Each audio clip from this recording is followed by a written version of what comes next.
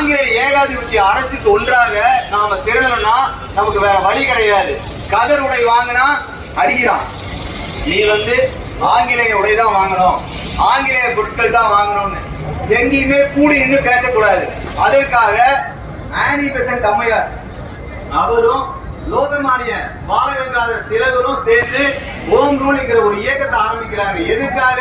இந்த நாட்டின் பொருளை இவர்கள் மட்டும்தான் வாங்கணும், இந்த நாட்டில் பிறந்தவர்கள், இந்த நாட்டுக்கு சொந்தமானவர்கள், அவரை தவிர யாருமே ஆளக்கூடாதுன்னு சொல்லி ஹோம் ரூல் இயக்கத்தை கொண்டு வராங்க. அப்போ பார்க்கலாம் பிரிட்டிஷ் இவர்களை ஒடுக்கணும், எங்கேயுமே கூட்டக்கூடாது, எங்கேயுமே பேசாதீங்க அப்படின்னா. அப்போ ஒரே ஒரு விதிவிலக்கு மட்டும் கொடுக்கிறான், மத கூட்டத்திற்கு மட்டும் இங்கே கூடுங்கள், வேற எந்த கூட்டத்திற்குமே அனுமதி கிடையாதுங்கிறான். அப்ப இந்த பாலகங்காதர திலகர் நம்மளை ஒன்று சேர்ப்பதற்காகவும் இந்துத்துவாவை ஓங்குவிப்பதற்காகவும் இந்துக்களிடையே சுதந்திர தாகத்தை உருவாக்குவதற்காகவும் கையெழுத்ததுதான்